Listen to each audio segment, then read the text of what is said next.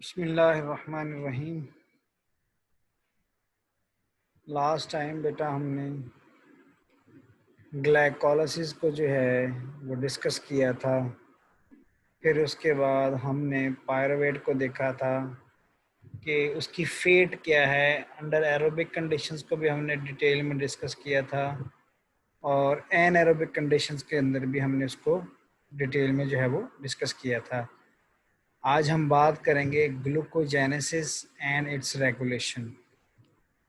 तो सबसे पहले हम ये देखना चाहेंगे कि बेसिकली ग्लूकोजेनेसिस है क्या। तो डेफिनेशन में है the synthesis of glucose from non carbohydrate compound is known as glucogenesis.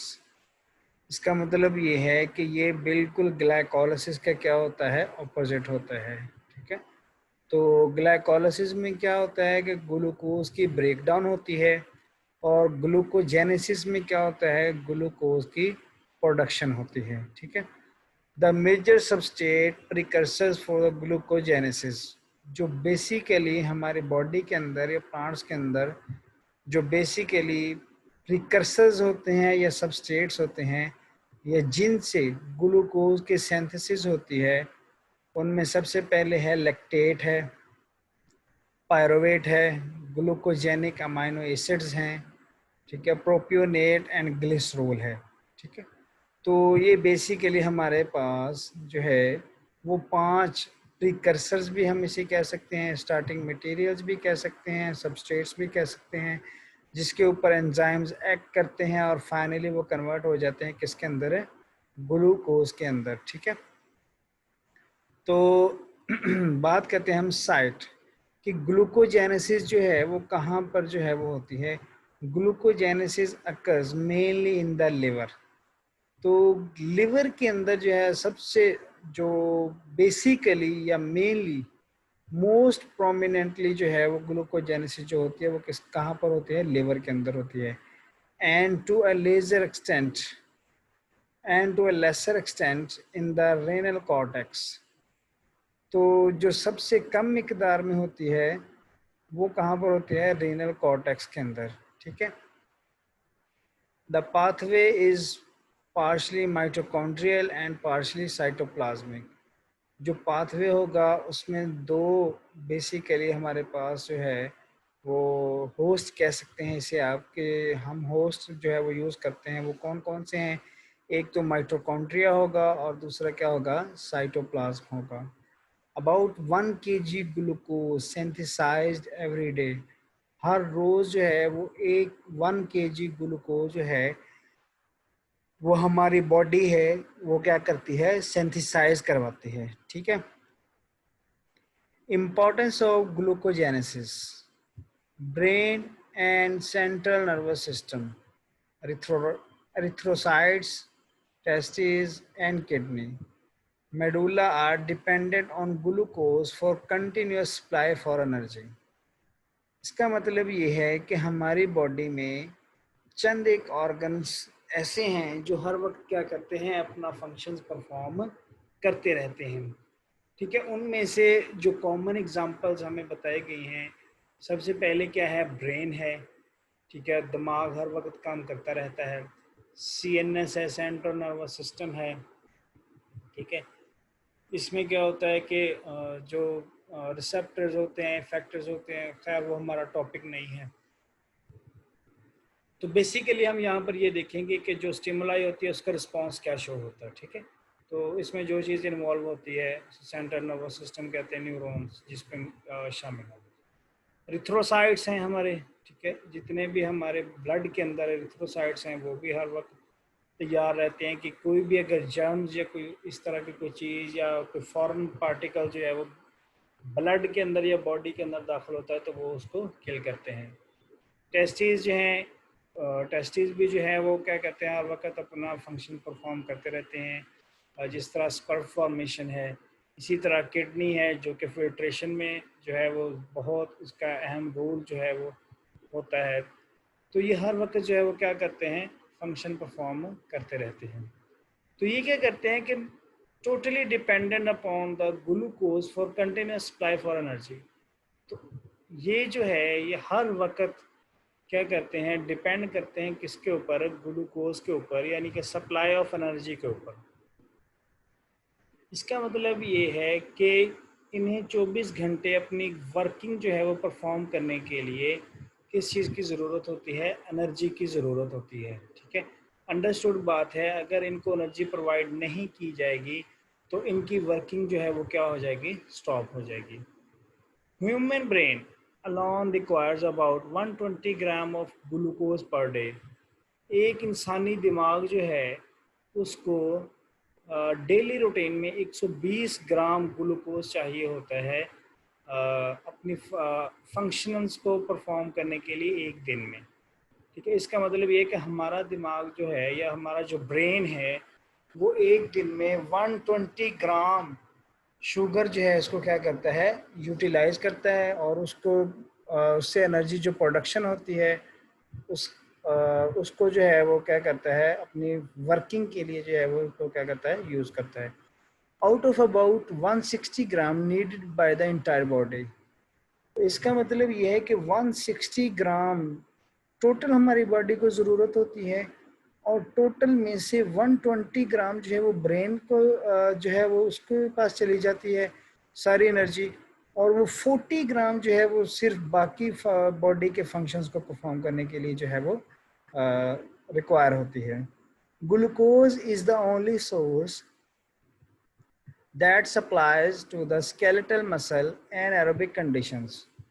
Glucose जो है वो वाहिद सोर्स होता है, ठीक है, जब हम एनएरोबिक कंडीशंस की फॉर्म में मौजूद होते हैं। ठीक है, तो स्केलेटल मसल्स को क्या वो क्या करता है, एनर्जी प्रोवाइड करता है। ठीक है, इसका मतलब ये है कि जहाँ पर जो है वो एनर्जी एनएरोबिक कंडीशंस भी जब आ जाएं तो हमारे जो बॉडी है उसमें क्या होता है कि जो ग्लूकोज होता है वो स्केलेटल मसल्स को क्या करता है, एनर्जी प्रोवाइड करता रहता है। During starvation, glucogenesis maintains the blood glucose level।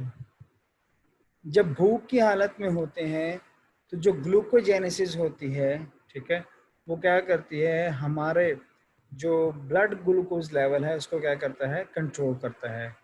ठीक है, इसका मतलब क्या है कि अगर हमारे ब्लड में ग्लूकोज की कमी हो जाए, जैसा कि 160 ग्राम जो है वो हमारी बॉडी को रिक्वायर है एक दिन में, अगर ग्लूकोज का लेवल जो है वो कम हो जाए, फॉर एग्जांपल हमारे ब्लड में 140 हो जाए, ठीक है, तो क्या होगा कि फिर बाकी जो फंक्शंस हैं, अब फॉर एग्जांपल 120 तो वो ले गया, हमारा ब्रेन जो है उसको यूटिलाइज कर लेता है एनर्जी बनाने के लिए या एनर्जी के लिए, एनर्जी प्रोडक्शन के लिए, जिसके साथ वो अपनी फंक्शन जो है वो परफॉर्म करेगा। बाकी जो 40 ग्राम जो हम पूरी बॉडी की वर्किंग के लिए करते हैं उसमें सिर्फ 50% जो है वो हमारे पास एग्जिस्ट करती है और 50% एब्सेंट है। तो इसका मतलब ये है कि बॉडी की जो एक्टिविटी है, बहुत सारे फंक्शंस जो है वो क्या हो जाएंगे, स्टॉप हो जाएंगे। The stored glycogen is depleted within the first 12 to 18 hours of fasting। जब हम भूख की हालत में होते हैं तो जो ग्लाइकोजन है, जो कि एनिमल स्टोरेज ऑफ ग्लूकोज है, animal storage form of glucose है, यानी कि ग्लूकोज है वो ग्लाइकोजन की सूरत में एनिमल्स के अंदर स्टोर होती है, और प्लांट्स के अंदर स्टार्च की फॉर्म में जो है वो क्या होती है, स्टोर होती है। तो वो कहते हैं कि पहले 12 से 18 घंटों के अंदर भूख की हालत में जो ग्लाइकोजन होती है वो सारी की सारी क्या हो चुकी होती है, यूटिलाइज हो चुकी होती है। ऑन प्रोलॉन्ग स्टारवेशन, जब हम भूख को या भूख की कंडीशंस को बढ़ा देते हैं, the glucogenesis is speeded up and protein catabolism provides a substrates namely glucogenic amino acids. तो अगर हम 18 आवर से ज़्यादा जो है वो भूख की कंडीशंस को कंटिन्यू रखते हैं, तब जो है वो क्या होता है, ग्लूकोजेनेसिस जो है वो क्या हो जाता है, स्पीड अप हो जाता है।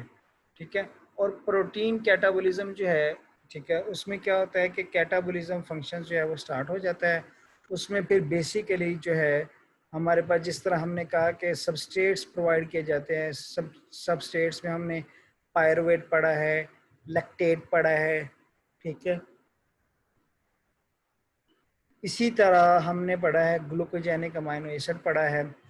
तो इस तरह सबस्ट्रेट जो है वो क्या करते हैं, करने शुरू कर दिए जाते हैं, प्रोवाइड करने शुरू कर दिए जाते हैं, जिससे ग्लूकोजेनेसिस जो है वो क्या होती है, परफॉर्म होता है, यानी कि ग्लूकोज की सिंथेसिस जो है वो क्या हो जाती है, स्पीड अप हो जाती है। रिएक्शंस ऑफ ग्लूकोजेनेसिस, अब जो है वो हम इसके रिएक्शंस की बात करेंगे। अभी तक जो है वो हमने बेसिकली ग्लूकोजेनेसिस की डेफिनेशन को देखा है, कहाँ पर ये कौन सी साइट पर जो है वो होती है, क्यों होती है, इसकी इम्पोर्टेंस क्या है, तो ये हमने सारी चीज़ें देखी थी। अब हम बात करेंगे कि ग्लूकोजेनेसिस होती कैसी है, कौन कौन से रिएक्शंस जो हैं इसके अंदर परफॉर्म होते हैं, तब जाके जो है वो ग्लूकोज की सिंथेसिस होती है। Glucogenesis closely resembles the reverse pathway of glycolysis.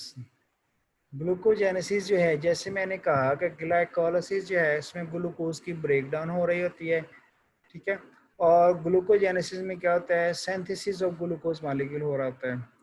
तो ये दोनों जो रिएक्शंस हैं ये एक दूसरे के लिहाज से क्या है, ऑपोजिट हैं। तो वो कहता है कि क्लोजली जो है वो रिजेंबल करती है, बहुत हद तक जो है वो ग्लाइकोलिसिस के ऑपोजिट जो है वो क्या करती है, रिजेंबल करती है। The three irreversible steps of glycolysis are catalyzed by the three enzymes.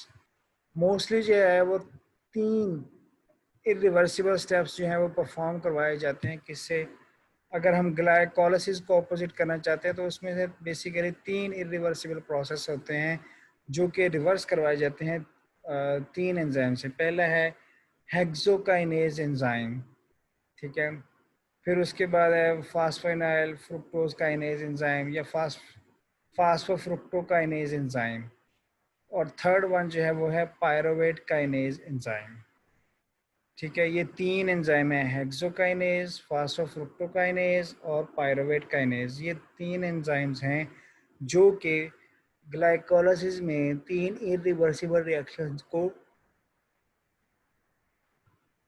Reversible बनाते हैं, ठीक है।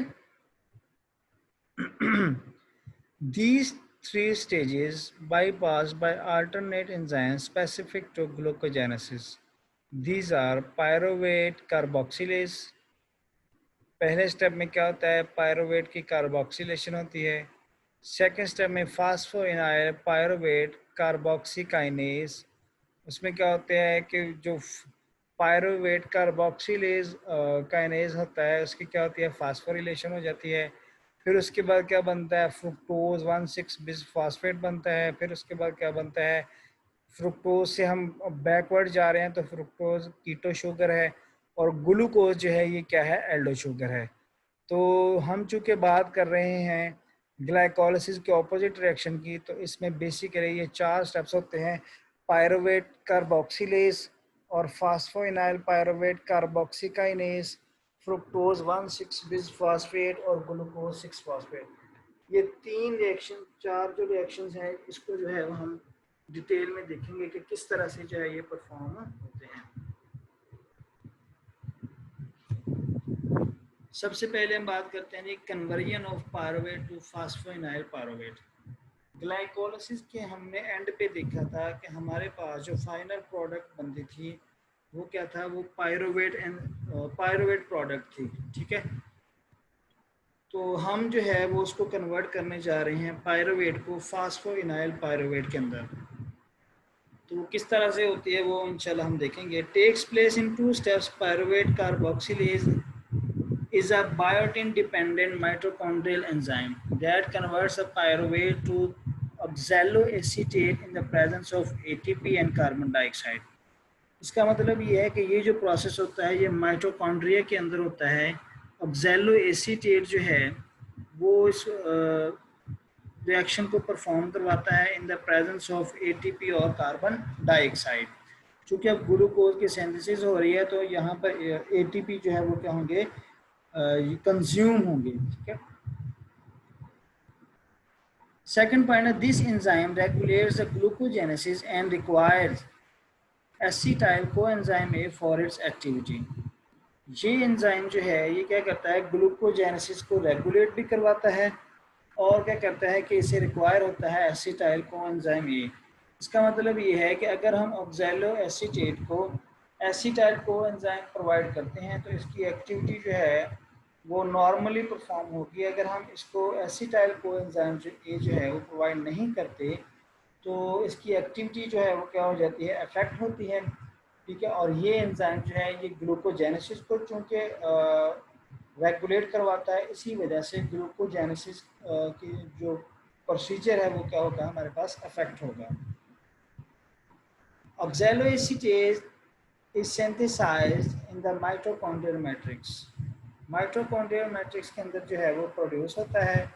It has to be transported to the cytosol. तो ये अब ट्रांसपोर्ट किया जाता है किसके अंदर, साइटोसोल के अंदर। तो अब ये ट्रांसपोर्ट जो है वो किस तरह से होगा, हमें पता है कि जो मेम्ब्रेन होती है वो क्या होती है, परमिएबल होती है। ठीक है, कुछ मॉलिक्यूल को जो है वो गुजरने देती है और कुछ मॉलिक्यूल को जो है वो गुजरने नहीं देती। मोस्टली जो स्मॉल मॉलिक्यूल्स हैं वो यहाँ से पास आउट हो जाते हैं और जो लार्ज मॉलिक्यूल होते हैं वो यहाँ से पास आउट नहीं होते।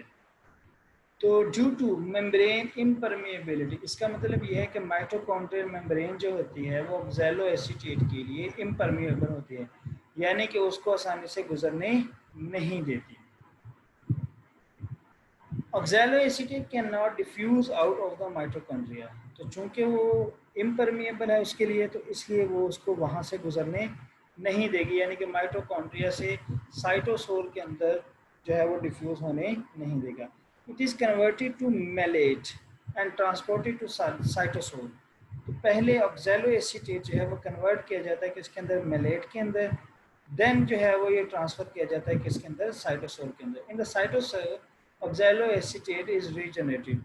तो हम दोबारा से मेलेट को कन्वर्ट कर देते हैं किसके अंदर है, ऑक्सैलो एसीटेट के अंदर। ठीक है, तो अभी तक जो है वो हमने बेसिकली एक एंजाइम डिस्कस कर रहे हैं और वो है ऑक्सैलो एसीटेट। उसके बारे में हमने पढ़ा है कि ये माइटोकॉन्ड्रियल मैट्रिक्स के अंदर प्रोड्यूस होता है और ये डिफ्यूज़ होने की इसमें सलाहियत नहीं होती। क्यों कि माइटोकॉन्ड्रियल मेम्ब्रेन जो होती है वो इम्परमिएबल होती है किसके लिए, ऑक्सैलो एसीटेट के लिए। तो फिर हम इसको कन्वर्ट करते हैं किसके अंदर, मेलेट के अंदर। जब ये मेलेट के अंदर कन्वर्ट हो जाता है तो फिर ये आसानी से डिफ्यूज आउट हो जाता है साइटोसोल के अंदर। जब ये साइटोसोल में जाता है तो फिर दोबारा से इससे ऑक्सैलो एसीटेट जो है वो क्या कर लिया जाता है, रीजनरेट कर लिया जाता है। The reversible conversion of oxaloacetate to malate is catalyzed by the MDH present in the mitochondria and cytosol। तो ये जो कन्वर्जन है ये क्या एक एंजाइम है जिसका नाम है MDH। ठीक है, इसको जो है वो कैटलाइज करवाता है। ठीक है, और हमें ये पता है चूंकि ये एक दूसरे में कन्वर्ट हो रहे हैं, यानी कि ऑक्सैलो एसीटेट मेलेट में कन्वर्ट हो रहा है, मेलेट जो है वो ऑक्सैलो एसीटेट के अंदर कन्वर्ट हो रहा है। तो इस वजह से हमें पता है कि ये फिर रिएक्शन जो होगा वो क्या होगा, रिवर्सिबल होगा। In the cytosol phosphoenol pyruvate carboxykinase converts the oxaloacetate to phosphoenol pyruvate. जब ये साइटोसोल के अंदर आता है तो फास्फोइनाइल पायरुवेट कार्बोक्सीकाइनेज, ये एक एंजाइम है फास्फोइनाइल पायरुवेट कार्बोक्सीकाइनेज, वो क्या करता है, ऑक्सैलो एसीटेट को, ठीक है, कन्वर्ट कर देता है किसके अंदर, पायरुवेट के अंदर। ठीक है, दोबारा से जब ये ऑक्सैलो एसीटेट साइटोसोल के अंदर आता है तो उस पर एक एंजाइम ऐड करता है जिसका नाम होता है फास्फोइनाइल पायरुवेट कार्बोक्सीकाइनेज। वो ऑक्सैलो एसीटेट को कन्वर्ट कर देता है किसके अंदर, पायरुवेट के अंदर। अब यहाँ पर एक दो पॉइंट्स डिस्कस किए गए हैं, इनको अपने जहन में रखना है। जीटीपी और ITP, not ATP is use in this reaction. तो इसका मतलब ये है कि हम यहाँ पर जो टर्मिनोलॉजी यूज़ करेंगे एनर्जी प्रोडक्शन के लिए या एनर्जी ट्रांसफॉर्मेशन के लिए, उसमें हम यूज़ करेंगे जीटीपी और आईटीपी, और हम एटीपी यहाँ पर यूज़ नहीं करते। And the carbon dioxide is liberated, और कार्बन डाइऑक्साइड जो है वो क्या कर दी जाती है, रिमूव कर दी जाती है। For the conversion of pyruvate to phosphoenol pyruvate 2 ATP equivalents are utilized. 2 ATP के करीब जो है वो हमारे पास एनर्जी जो है वो कंज्यूम की जाती है और हमारे पास पायरुवेट कन्वर्ट हो जाता है किसके अंदर, फिनाइल फास्फोइनाइल पायरुवेट के अंदर। ऑक्सैलो एसीटेट पहले कन्वर्ट हुआ किसके अंदर, पायरुवेट के अंदर। पायरुवेट के ऊपर जो है वो 2 एटीपी जो मॉलिक्यूल हैं वो क्या करते हैं, इसके ऊपर एक्ट करते हैं, वहाँ पर यूटिलाइज होते हैं और वो कन्वर्ट कर देते हैं किसके अंदर, फास्फोइनाइल पायरुवेट के अंदर। ठीक है, तो आज हमने जो है बेसिकली उसके स्टेप्स देखे हैं, उसकी इम्पोर्टेंस देखी है। ठीक है, इंशाल्लाह जो है वो इस लेक्चर को नेक्स्ट लेक्चर में जो है वो कंटिन्यू करेंगे। ठीक है, अगर कोई क्वेश्चन होगा तो वो क्वेश्चन सेशन के अंदर जो है वो हम उसको डिटेल में डिस्कस कर लेंगे। अल्लाह हाफिज़।